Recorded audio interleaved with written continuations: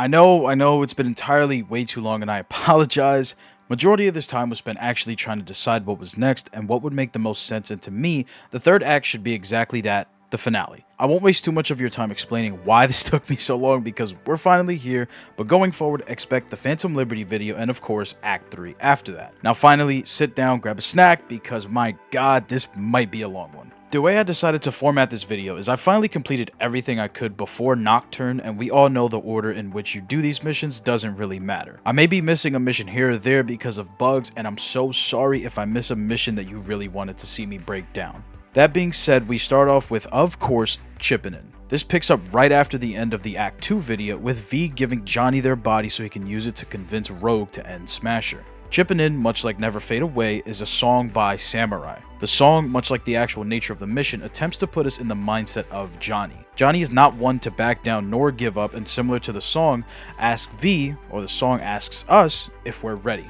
Ready to handle Smasher, ready to take down Arasaka, ready to be cured. It could be any number of things. One thing is for certain, every Samurai song truly does feel like they were written with Johnny's psyche in mind. Of course, that's the point, but it's almost scary how close each song is to truly capturing that restless and unrelenting nature of Silverhand. After unfortunately missing our chance to kill Smasher with the help of Rogue, Johnny and V have a heart-to-heart in which Johnny realizes he wants to take Rogue out on a date, especially after looking back with regret that he never did. Blistering Love begins, and it's a song by, once again, Samurai. However, there is no record of this song actually existing like Never Fade Away and Chippin' In do. And after some research of the real-life Samurai band Refused, and honestly a great suggestion from Reddit, the song that would actually fit is called I Wanna Watch the World Burn by the same band, Refused. While inherently the title doesn't feel like the loving feeling evoked by the mission, it's still very much a love song and perhaps even Johnny speaking of Rogue. There's a line in the song I really want to focus on, and it's what we lost in the fire we'll find in the ashes. Johnny and Rogue's fire was a very literal one, being the nuke going off in Arasaka Tower. That was the end of them and the last time each one saw the other until now. Now, Johnny is attempting to rekindle the love they lost in the ashes of their actions. He wants to pick up the remnants of their love, and all he believes he needs is one spark to set it off,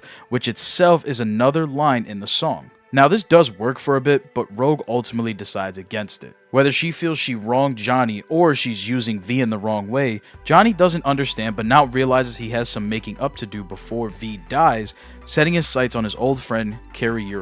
Holding On, the mission where you reunite Johnny and Kerry, is based on a song by the Robert Cray Band, and before I continue, just gotta say that while this was my first time coming across the song, I fucking loved it. The vocals, especially on this song, outshine everything else. Ultimately, the song is about a man reflecting on his inability to truly love and care for his wife, as well as possibly cheating. He's giving his advice for any who will listen about loving someone unconditionally and don't end up like him, someone who won't let go and remains holding on. This can mean many things on multiple levels. Obviously, Johnny is regretful for how he treated both Alt and Rogue, and while maybe not a romantic relationship, even Carrie. It could also be Johnny telling V how to navigate their relationships with the people they love. Not only that, the name of the song and the theme of Holding On could lend itself to the idea that Kerry isn't ready to give up Samurai just yet, especially because he and Johnny made a plan to reunite the band and play one last gig. This last gig now leads me to the mission's second conflict. The main objective of this is to actually assemble the members of Samurai for the reunion, but one of them became a journalist. We have to find and save her before we can reunite the band. However, the name of the mission isn't a song, but an album. It's the name of Carrie second album and mainly focuses on the war he and Johnny were in, that being the Second Central American War. It discusses where his head was at the time and the overall politics of the war itself and how he felt regarding them. As for how it relates to the actual mission, I believe that given how successful it was and the feeling it gave Carrie, he wanted that feeling of nostalgia from Samurai. He seems a bit lost when we finally meet him, so he could be trying to chase that feeling he once had at his happiest with all of his friends. Either way, Samurai is finally formed and ready to perform, with V letting Johnny take over once more to fit in for himself essentially. A Like Supreme is the song Samurai performs in the mission, and it's also a song made by them. It's the name of the mission even, and the song itself seems to be an argument between Johnny and Carrie actually.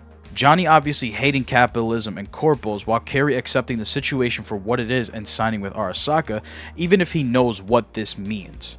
The song discusses the idea of the fact that the oppressed understand what they are and that they're willing to accept it and give into this idea of consumerism and capitalism so long as they get to do it in style, which kind of reflects Carrie. He knows there's validity to Johnny's ideology, but he's willing to sell his talents if it means giving the people what they want: good fucking music. This ends up being the last real mission in Johnny's storyline, and it gives V time to focus on their own relationships, starting with Pan Am. She calls for help after the Wraiths took the Aldecaldo's leader, Saul. Riders on the Storm begins, and it's named after the song by The Doors. Now, the song itself honestly has no real relation to the mission other than it feeling like a song that can be used to describe the nomadic lifestyle. It also falls a bit on the nose as Pan Am, V, and Saul end up in a sandstorm while riding away from the place Saul was captured. Even if there is no real connection, I can 100% see why they named it after the song after listening to it. After helping Pan Am, she leaves us alone for a bit, which gives us more time to explore and see. We start off by retrieving a quick hack T-Bug left behind as a gift in a mission called The Gift.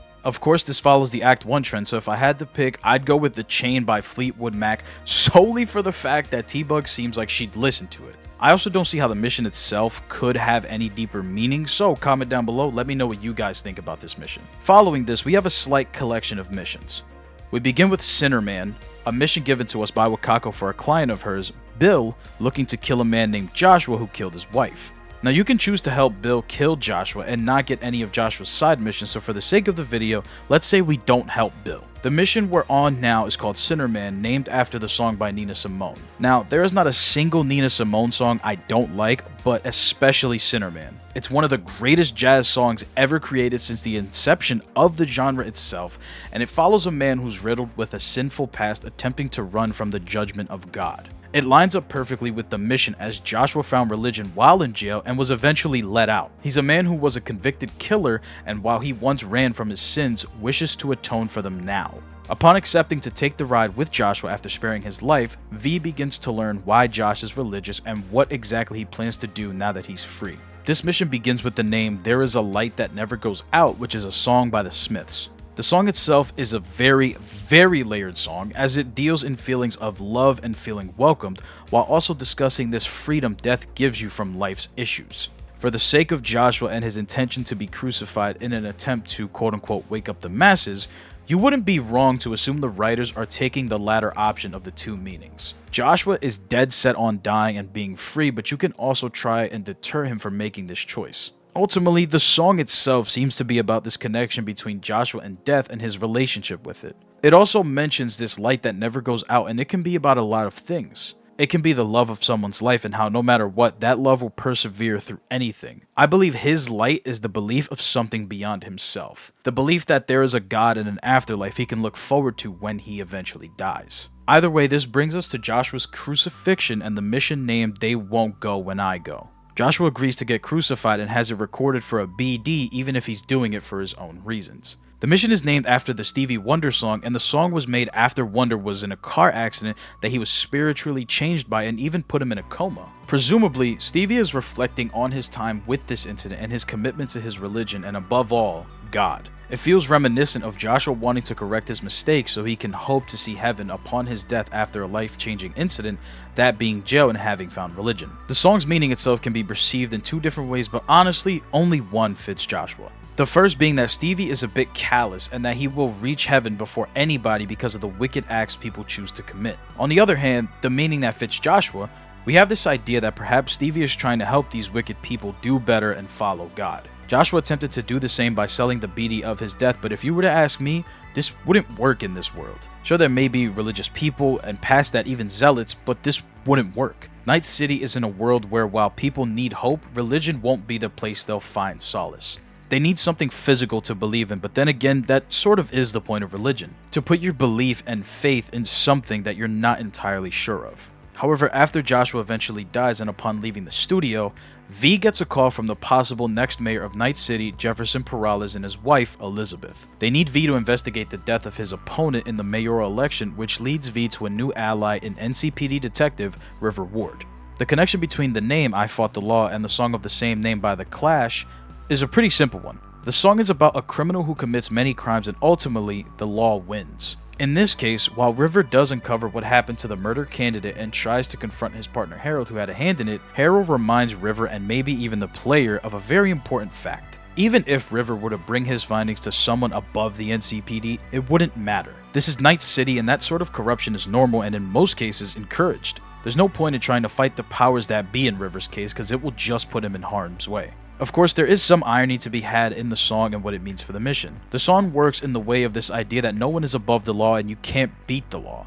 In the case of the game, the law is so broken and corrupt that it would be insurmountable for anyone to try and go around it or through it to fix it. No matter what way you cut it in Night City, the law wins. No matter what way you cut it truthfully in real life, the law wins. After this mission ends, we're contacted soon enough by the Peralezes once more, this time under much more sinister circumstances. They had their home invaded, and when bringing this incident to their security, they were told nothing happened. This begins the mission named Dream On. Most of you know this song as it's one of the most famous songs used in the game. On the surface, there's a very literal connection. Jefferson can dream on believing he can do anything against the powers that be, in this case, possible rogue AIs. It could also be in reference to the fact that they told Jefferson he was just having a bad dream. However, the song itself is about dreaming and living your life because time is a luxury that no one truly has.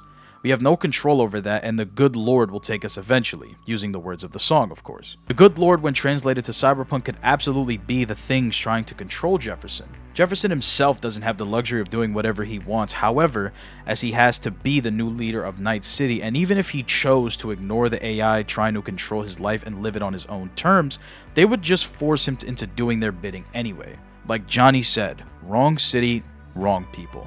We hop back to admittedly my favorite character, Pan Am, as she asks us for help stealing a Basilisk.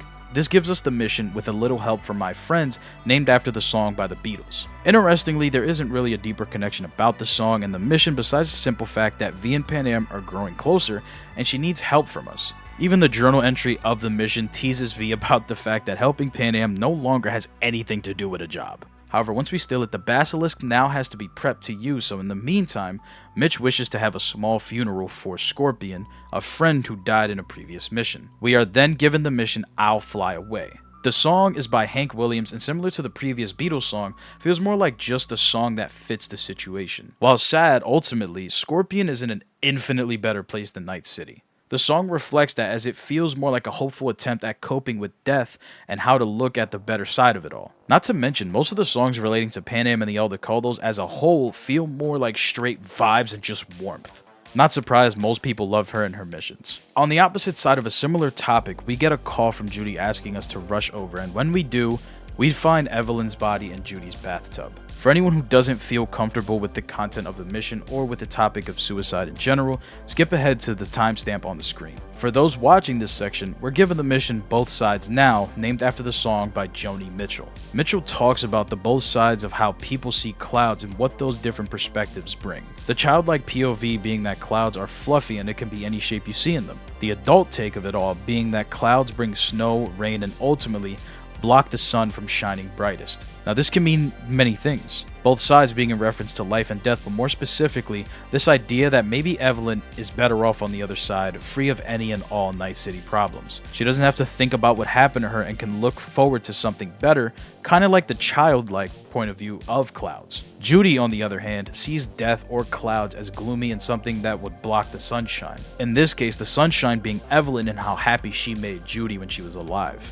There's also something to be said about the topic of the song in the literal sense, clouds. It's the name of the place Evelyn worked at and ultimately was the catalyst of her suicide. The song fits pretty perfectly given the situation, but I especially want to hear what you guys think about this in the comments down below. Because of what just happened, Judy needs time to process what to do moving forward, and she does so. This helps V realize maybe he should finally cope with his own feelings as Mama Wells wants to have a funeral for Jackie. We accept the invitation to go and they even have an ofrenda for him. This gives us the mission Heroes.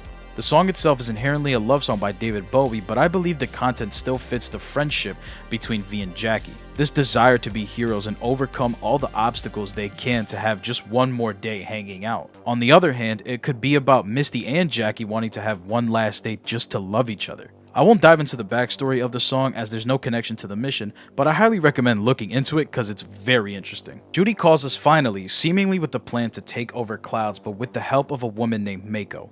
This gives us the mission X Factor, a song by Lauryn Hill, and I cannot express how happy I am to be breaking down one of her songs. At the end of the mission, we learn that Judy used to be heavily involved with Mako romantically, but eventually fell out of these emotions after discovering what kind of person she was, and that's all we really know about that relationship. However, the song itself and subsequently the album it's from came after Lauryn Hill ended her relationship with her bandmate after discovering he was married. The song is about this push and pull they do and how, while Hill knows it's wrong, she still feels tempted to continue the relationship. The name itself is also a play on the idea of an X factor. The X in the name is spelled like an EX partner, but could also be the X factor or something special in someone. Lauryn Hill's music is great, and I highly recommend listening to her entire Miseducation album whenever you can. After leaving Judy once more to create a plan for taking over Clouds, we get a call from Pan Am saying the Basilisk is ready and we are able to pilot it with her. Now, depending on if you're male or female V, this mission can go two vastly different ways. The end result is the same, but as male V, you end up entering a relationship with her. However, the name Queen of the Highway comes from the song by The Doors, and truthfully, the song fits more male V than anything. It's about lead singer Jim Morrison and the woman he was with at the time, Pamela Corson. The song describes their relationship and how she simplifies things for him. She brings him back to a place he feels at home, a place of his origin. Ultimately, she's everything good for him. V sees Pan Am as his Pamela. And the irony isn't lost on me that the names are similar, but she helps V forget what he has going on, as well as the Aldecaldos as a whole. This reflects even in the player, as I remember my first time playing the game and wanting to just binge Pan Am's missions as much as I could, because her missions and that feeling of family and love made me sort of forget what was happening in the game and that V was dying. This is the last main Pan Am mission we get, but this collection of missions with the Aldecaldos and Pan Am is probably my favorite. This also marked the start of all the other sort of random side missions in the game, with the first being Rebel Rebel by David Bowie. Carrie once again calls us and asks for help dealing with a girl group trying to use their cover of his song to promote their tour. It ends with us blowing up a van, but the song is more about Kerry than the issue he's dealing with at the moment. Much like Bowie, Kerry is a megastar in the cyberpunk world. And much like Bowie, he's also gay, and there's a lot of lines in the song referring to how Bowie navigates this fact about himself and about how he acts in relation to this fact. I don't know how exactly I missed Carrie being gay the first time I played this because the writing's literally on the walls, but nonetheless still an excellent pairing between Carrie and Bowie. Not to mention, there's also lines about Bowie respecting anyone willing to challenge the status quo, and that's what Carrie does when it came to the music industry. I also feel like Johnny returning definitely had an effect on him, and I love to see that. Following Carrie's almost old life crisis, we begin to race for Claire. These races are called The Beast in Me after the Johnny Cash song originally written by Nick Lowe. The races on the surface seem like a fun time, but we find out from Claire very quickly that she's doing this to get back at Samson, the man who apparently killed her husband in a race. The bind between the song and mission is fairly obvious as Claire's fighting with this demon inside her. She wants so badly to kill Samson, but we learn that ultimately her husband died doing what she does to other racers now. While still wrong, Samson technically did what anyone would do in his position. However, it's still interesting to see Claire wrestle with the yin and yang of herself, especially when it comes to something as complicated and as deep as this. Now, the next mission is a more fun one called Big in Japan, named after the Alphaville song. The song itself is about a heroin addict struggling with addiction, nothing to do with the actual mission. However, the name itself is an expression about an entertainer who's popular in a foreign land, not their own. It could also mean someone is lying about being famous, but only in a place very, very far away. In the case of Haruyoshi, the man that we save, his notoriety is played around a bit in terms of a connection to the song. He escaped Japan after Tiger Claw's boss died on his operating table. Of course, the Tiger Claws want to kill him, but they don't know he did it on purpose, thus making him quote-unquote popular in all the wrong ways in his homeland, not in Night City, which is of course the opposite of the expression. This mission is also a hilarious Easter egg to The Office, as it's a reference to the surgeon, the Japanese surgeon that Daryl helps and has him working in the warehouse. Next, we have one of the earliest side missions you can unlock, and it's called Human Nature, named after the Michael Jackson song. V is attempting to retrieve their car, but is immediately in a car accident with a rogue Delamain. This one is another tricky one for me. The mission is extremely quick and serves more as a setup for the next one with Delamain called Tune Up. However, if I had to give this song some connection, it would maybe be about how Jackson talks about doing things for the sake of doing them with no rhyme or reason. It could be in reference to how Delamain could be evolving into a new level of sentience, as a piece of his psyche is who attacked V to begin with during the car accident. However, let's back up and actually talk about Tune Up. It's another Miles Davis composition like Human Nature, but it was originally written by Eddie Vinson. The song, much like the mission, feels like this controlled chaos. There's no vocals and it's pure jazz, but I love it. Similar to Delamain trying to get control of his broken psyche, the song is trying to control the chaos of sound. It's a sick reflection, but ultimately gives us the following roundup mission, Epistrophe. Epistrophe is another jazz composition by Thelonious Monk, and it too seems to reflect the situation Delamain finds himself in. The word epistrophe means the repetition of a word or expression at the end of a phrase for poetic effect. Now, this was a bit weird, but you could use the example of in certain speeches when a presidential candidate would say something like "for the people, by the people, of the people," something like that. Anyways, the song reflects this meaning by using repeating elements very often until the end, and it reflects what we're doing for Delamain. We're capturing all of the rogue Delamains and returning them to him, but there's a repeating theme. None of them seem to want to return, as they all have found this sense of sentience. They also all seem to hate the original Delamain, viewing him as this sort of neglectful father to them. It's an interesting concept in the end, but when we're capturing our final Delamain, we actually run into another side mission. Upon completing Epistrophe, we encounter an abandoned car. This starts the mission "I'm in Love with My Car," a song by the famous band Queen. Now, the mission itself is a tribute to the legendary rally driver Ken Block, whose brand you might recognize as Hoonigan. I myself was a massive fan of Ken, so to see this in the game after he passed made me very happy, especially with the car itself being a reference to one of his own actual cars. The song is, as the title entails, a man's love letter to his car. This also hit home considering I'm a huge car guy and am in the process of restoring my own. As a matter of fact, comment down below if you're currently working on anything. I'm curious to see who's a gearhead. We get another call from Delamain after seeing one of his cars going insane in the middle of Night City and head to his HQ, only to find it being destroyed by his rogue personalities. The mission is fittingly called "Don't Lose Your Mind" by, of course, Miles Davis. It's very interesting that all Delamain missions are jazz compositions, honestly. It could be because jazz inherently is a genre that doesn't have a rhyme or reason, but still sounds beautiful, and ironically enough, still has a rhythm. The improvisation of the genre could lend itself to the idea that it reflects humanity. Nobody really knows what they're doing and kind of just make it up as they go. This can easily be Delamain, as he doesn't know what to do, but the beauty, like jazz, could lie in the fact that something very human is about to be born, that being his personalities being set free into the world depending on the decision you make. It could also be Delamain himself gaining a sense of sentience, once again depending on the decision you make in the mission. I'm truly curious about this and would love to hear a dev's reasoning behind the jazz choice for Delamain. When visiting a certain area of the map, V will hear some noises and unlock the mission "Stadium Love," a song by Metric. The song itself is about how humanity feels now, with everyone being stuck in this stadium and being forced to basically kill each other. This feels more like commentary on the wider Night City as a whole, but nothing to do with the actual mission. However, it definitely is a bit more enjoyable if you have the song playing while you complete the shooting challenge. Soon after, we get a call from Kirk Sawyer of all people. He's the man who gave us the mission during the Street Kid intro, and he tells us about a job he wants us to do, and of course, it turns out to be a sour one. The mission is named "Small Man Big Mouth," being the song by Minor Threat. The record itself is about a man who's short and feels the need to overcompensate with his big mouth, like the shouting on the record itself. Kirk himself isn't short, but he absolutely feels like he is, needing to overcompensate and make himself seem all important. Ultimately, and fortunately, it's his big mouth that ends up getting him killed at the end of this mission, pretty much all alone. If you make your way back to El Coyote, the bar we were at in the start of the Street Kid intro, we're able to start a mission from the bartender Pepe. He believes his wife is cheating on him and asks us to investigate. The name of this is "Raymond Chandler Evening," a song by Robin Hitchcock, which is also an homage to the famous novelist Raymond Chandler. The song itself is meant to reflect a lot of Chandler's books being on the detective noir nature. Like Chandler's books, V is trying to sneak around and Johnny is narrating what V is doing. The narration itself is another homage, but the song itself is probably what goes on in the mind of a detective and very much sets the tone for the time that Raymond Chandler originally comes from. It's simply a mission set during a Raymond Chandler evening. Kerry gives us a call once again, asking for help, serving as a follow-up to helping him blow up the van. He plans to kill or at least threaten the girl group, as they still intend on using his song. We get to the club they're performing at, only to realize it was all a misunderstanding. "I Don't Want to Hear It" is the name of the mission and a song by Minor Threat once again. It's about this guy who quite literally doesn't want to hear it. I feel like this song works especially well for Carrie, who's seemingly one of the most short-tempered characters in the game. He's very endearing, but you cannot ignore how much of a man-child he can be at times. We now arrive at the hunt. I won't summarize this too much because it's a massive mission, but the short of it is, River needs our help to save his nephew. The name comes from a song by New Model Army.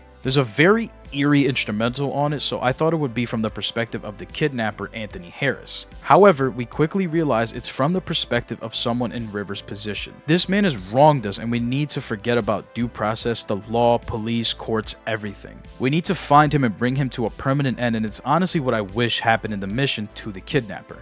Hearing the song reflect the mission beat for beat is also one of the coolest things about the name pairing. Not only that, but the mission in Serial Killer is actually a reference to Hannibal Lecter and the Silence of the Lambs, with Anthony Harris being a play on Anthony Hopkins, the man who plays Hannibal. After the emotional roller coaster and absolute train wreck that The Hunt was, if you played it especially, we get a call from Judy telling her that her plan is ready. We start the mission talking about A Revolution by Tracy Chapman. Now, Judy is trying to change a fundamental part of something established, similar to the song's description of the oppressed. She wishes to give some agency to the sex workers in Cloud, and given that they've always been publicly chastised and privately desired, it can easily also be about any group of people, and in this case, specifically women.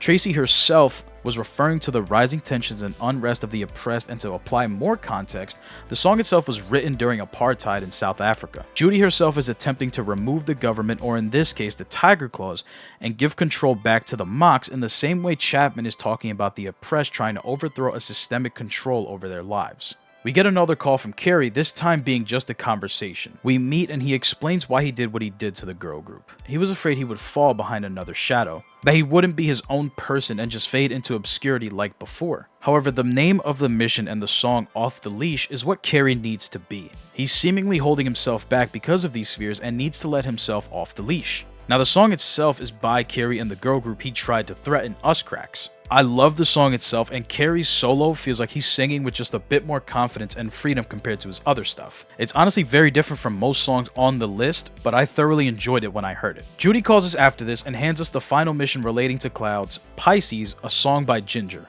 The song deals in themes of duality and having to overcome sometimes insurmountable odds. It's an obvious reference to the Mocs trying to have a better outcome for themselves while not trying to step on too many toes, which just isn't possible in this world. No matter what, the Mocs have to step out of their usual shells in order to take what belongs to them. It could also be in reference to wanting to be free from the Tiger Claws, but still trying to make peace with them when they're not a group that's just going to accept peace terms and leave everything be. Ultimately, the Mocs and Judy find out the hard way that you cannot have your cake and eat it too. For my ending, I ended up killing the bosses in Mako, but of course that won't help in the long run. This is one of the hardest missions to get an actual decent ending for, either way you cut it. We bounce back to Carrie, who calls us and tells us to get on a boat. We listen to this seemingly newfound maturity of his until we discover that the boat isn't his, but his manager's, the man who proposed the idea of working with Us Cracks behind Carrie's back, causing Carrie to destroy the boat.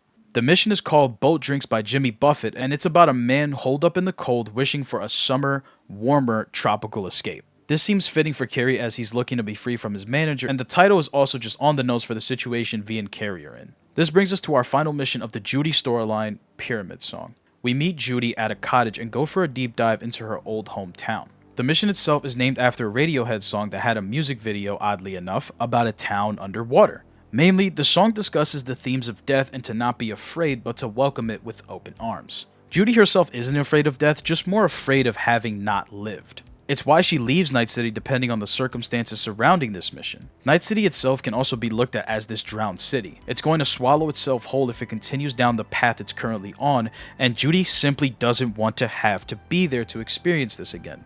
While a bit eerie and scary, it still feels slightly like a love song from an instrumental perspective, and absolutely fits for when Judy and V have their moment at the end. Finally, we reach the end of the side missions, and my second favorite song in the game, I Really Want to Stay at Your House. This mission was added following the uber popular anime Cyberpunk Edgerunners, and it doesn't do anything story-wise but pay homage to the anime and allows us to hang out with our partners a bit more. However, the song itself is a heartbreaking one. It's so fun to hear with no context, but knowing the anime, I can't help but feel a bit sad when I listen to it. It's a song by Rosa Walton, who has her own character in the game, and it's about this push and pull relationship. They're back together and then apart, but not really, so it feels a bit toxic, kind of like Johnny and Alt. Maybe even Lucy and David if you look hard enough. While it doesn't have any connection to the mission, I just love the song. Spoilers for the anime, please go watch it if you haven't, because I'm going to spoil it, but seeing David basically sacrifice himself for Lucy to fulfill her dream and not understand that her dream had become to be with him is a tragedy that hurt and hit very close to home, as I couldn't imagine that sort of pain with my loved one. I won't continue analyzing the anime because that's for another time, but I hope you have seen it and enjoy the song as much as I do. But wow, that felt like a long one. So here we are at the end once again. Didn't think I'd be able to finish that. I know that there was some missions I missed. I literally could not get them to activate or trigger the start because the game unfortunately still has a few kinks. I hope I got through at least the important ones and the ones you wanted to see, but we can now look forward to Phantom Liberty next and eventually Act 3. I hope you guys enjoyed, liked, commented, subscribed, all the fun stuff, and if you're still watching by now, let me know which song is better. I really want to stay at your house or the song that plays during the Phantom Liberty credits. I'm curious, but until then, take care of yourself, take care of each other. Peace.